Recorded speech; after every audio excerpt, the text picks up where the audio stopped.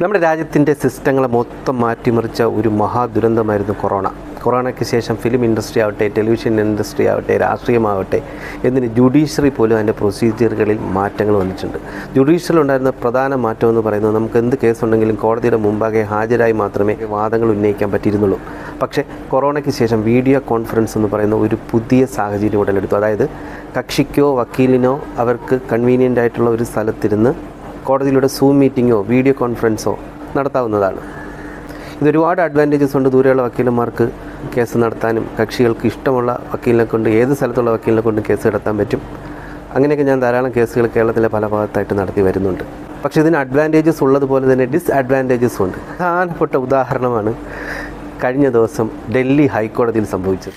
എന്തൊരു സംഭവിച്ചെന്ന് തള്ളയെ പറഞ്ഞാൽ ചിരിക്കല്ലേ. ഒരു പെണ്ണുപിള്ള അവളുടെ ഭർത്താവിന് പരസ്പര സ്ത്രീ ബന്ധമുണ്ടെന്ന് പറഞ്ഞ് ഡിവോഴ്സിന് അപ്ലൈ ചെയ്തു. അത് ഈ കോടതി അനുവദിക്കുകയും ഭർത്താവ് ഡൽഹി കോടതിയിൽ അത് അപ്പീൽ പോവുകയും ചെയ്തു.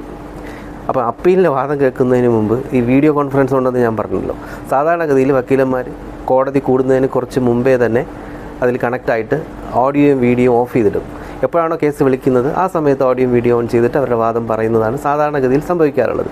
പക്ഷേ ഈ നമ്മൾ നേരത്തെ പറഞ്ഞ ആ സ്ത്രീ ഉണ്ടല്ലോ, അവരുടെ വക്കീൽ ഈ കോടതിയുടെ ലിങ്കുമായിട്ട് കണക്ട് ചെയ്തിട്ട് ഓഡിയോയും വീഡിയോയും ഓഫ് ചെയ്യാൻ വിട്ടുപോയി.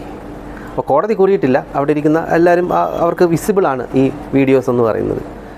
ഈ കോടതി ഇപ്പോൾ കൂടുന്നതിന് തൊട്ട് മുമ്പ് ഭാര്യ അവരുടെ ഫീസ് എന്നുള്ള ഇനത്തിൽ ഒരു 2 ഉമ്മ അങ്ങോട്ട് കൊടുക്കുകയാണ്. പിന്നെ അങ്ങോട്ട് കുറച്ച് ചെറിയ നമ്മുടെ കുൽസിത പ്രവൃത്തികളും കൂടെ അവിടെ നടക്കുകയാണ്. അത് ആ കോടതി കൂടിയിരുന്ന എല്ലാവരും കാണുകയും പിന്നെ അത് സോഷ്യൽ മീഡിയയിലൂടെ വൈറലാവുകയും ചെയ്തു.